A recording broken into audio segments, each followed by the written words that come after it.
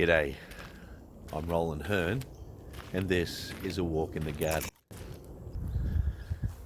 I've got to confess that since deciding to do some of the work of a walk in the garden in places around Brisbane, because I haven't been able to travel as much, I found some really wonderful places that I've always known has existed, but hasn't really been on my radar.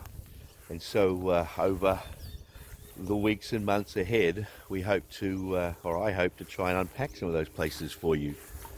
This that I'm in now is Boondall Wetlands, and this is quite a wonderful space. This wetlands area clearly isn't the beach, and it isn't the rainforest, it isn't the mountains, it isn't the sweeping plains. Might be easy to think of it as wasted space, but of course it's not. This is so important to the ecology of this part of the world.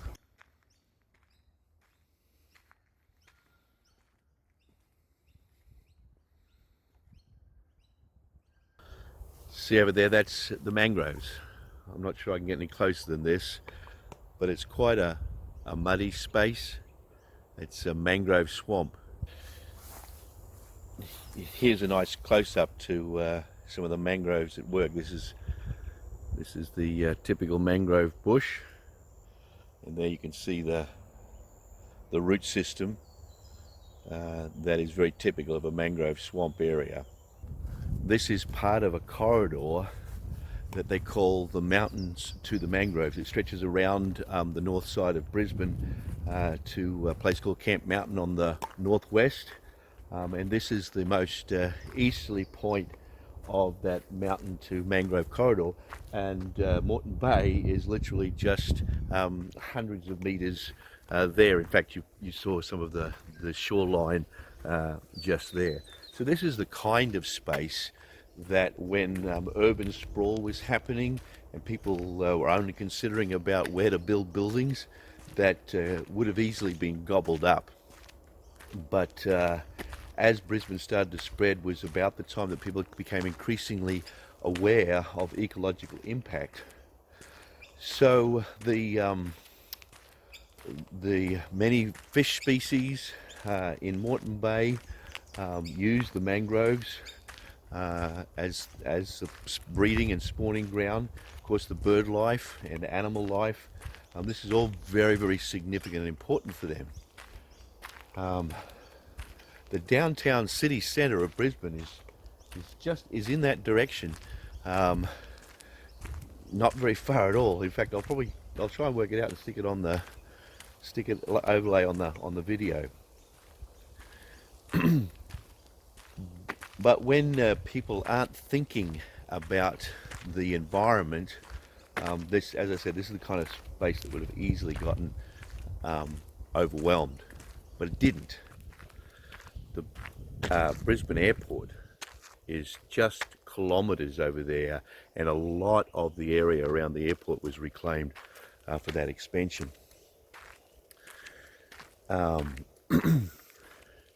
The mountain to mangrove corridor preserves the connection for the wildlife between the ocean and the Great Dividing Range. You may have seen the rolling hills of the Great Dividing Range in the background of the video I did last week. That kind of frames the city of Brisbane. But beyond the Great Dividing Range is one of the great food producing areas of the world, not just Australia. And then it stretches west out to the outback. But wildlife migrations require that connectedness between the mountains and the mangroves, and so Brisbane City decided to make sure that there was this open corridor running all the way around the northern city, and then that would open up to the pathway to the mountains, which was a really wonderful thing to do. I love the fact that I live in a time and in a city where such things are important to us. Of course, we can always do better, but this is really good. Makes me feel good about myself. And you know what, as I was thinking about this video for today and thinking about this space that I'd come to, I started thinking about that issue of feeling good about yourself. When we can be in a peaceful environment and not be living with stress, and if you're a little bit like me and you don't mind being on your own, this kind of a walk and space just leaves you with that real warm internal feeling. So let's think about this idea of the self and what it means to feel good about yourself. When I was young, it wasn't unusual for people to say things that suggested that if you feel too good about yourself, you're going to be overwhelmingly selfish. You know, the expression too big for your boots or something like that. We held this fear that to feel good about yourself meant your preoccupation would be with your own needs.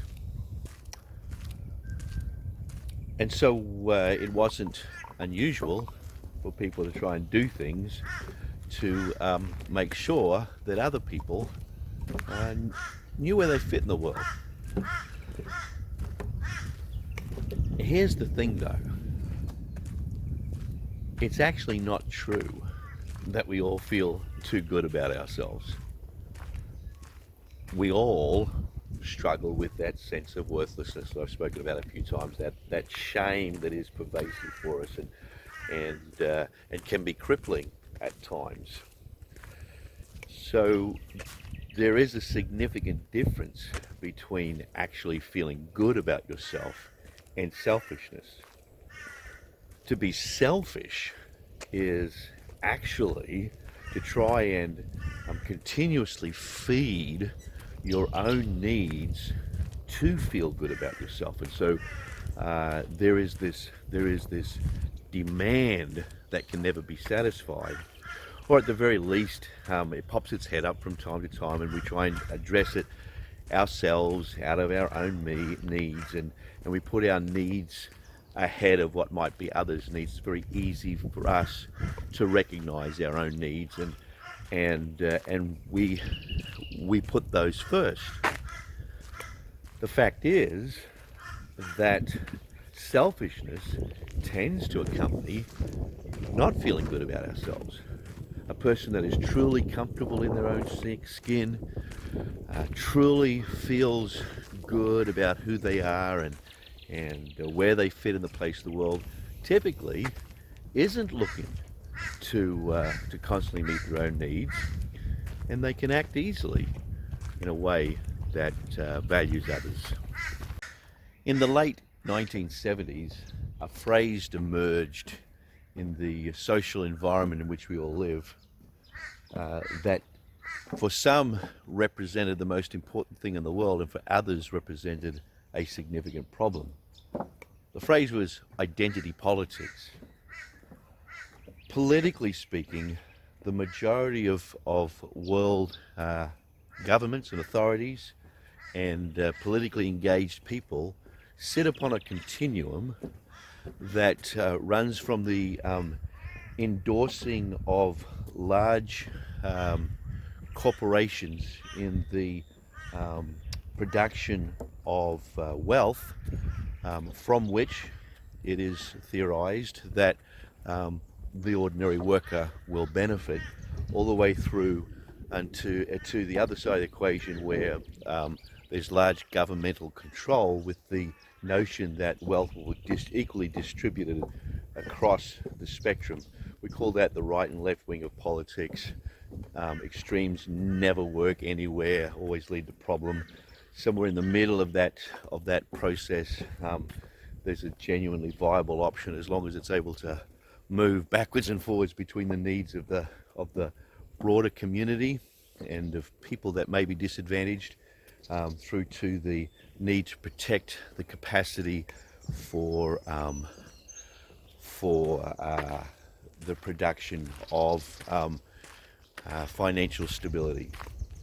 And the place that the government plays in that is a good debate. The place that individual plays in that is an extremely important debate, and the place that different groups play and the conversation between everybody is what's extremely important politically.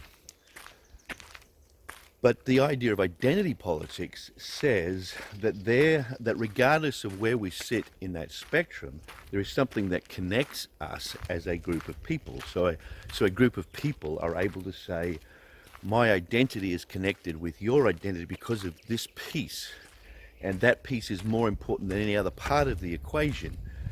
Typically speaking, the piece that is connected is very often framed in terms of need, but even more so probably in terms of disadvantage. And so within the ideas of identity politics are the ideas of race and gender and sexual equality and a wide range of issues around those specific areas of connection. How a person responds to those issues will very much depend on whether they are seen as inside the group or outside the group. And there are people that get incredibly frustrated with the idea of identity politics, to the point of almost seeing it as an anathema.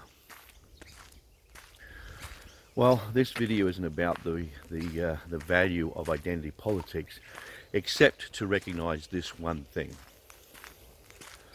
which may in effect encompass many things. When people find points of identity that gather around their life experience and their hurt, pain, and marginalization, the only really a positive way to respond to that is to listen, to try and understand, and to work together through ways that might respond to those issues. Arguing with people about their perspective is incredibly devaluing, and it's somewhat dishonest, because we all like to be heard at the point of our pain. And so there's all sorts of arguments that people can come up with as to why that perspective is wrong. But in a genuinely loving and valuing community, to be able to see people as deserving to be heard and responded to in that environment is incredibly important. But all of those issues collect around the idea of how do we understand our personal worth and the idea of self. So going back to the original comment I was making about selfishness and self-worth, I would like to point out that identity politics is simply an application of that issue. If I have an extreme pain, I may act selfishly. But if I understand myself in a way that includes all of those good and bad experiences, that comes to a conclusion that regardless of whether they've been good or bad, I am a valuable person, I am able to act healthily towards others. So the idea of having a healthy self-worth is incredibly important to be able to function well as a society together. So doing things that promote self-worth and promote understanding is essential for us. Ultimately, if we go back to the very first concept, that love and worth are two sides of the same coin, what drives a person to be selfish is their desire to be loved. what empowers a sense of self-worth is the conclusion that I am able to be loved, independent of positive or negative influences on my life. And people only come to that conclusion when they are in a safe, loving environment. So the call to the creation of spaces in which people feel loved and valued isn't some kind of a pop psychology, a feel-good idea. It's absolutely essential. You might be from a very loving environment. You might have grown up in a very loving home. And if so, you know what it is to be loved. Most people, or many people at least, let's say that, don't have that privilege. And so it becomes important for us as communities to help provide that. Once again, we come to the conclusion that worth and love work together as we walk in the garden towards that space where we live in harmony and joy and hope and peace. So until we meet next week, my hope for you is that you will continue to find those things as you walk in your garden. See you there. I've walked alone, never seemed to go on, feeling lost and ashamed. I'm in chains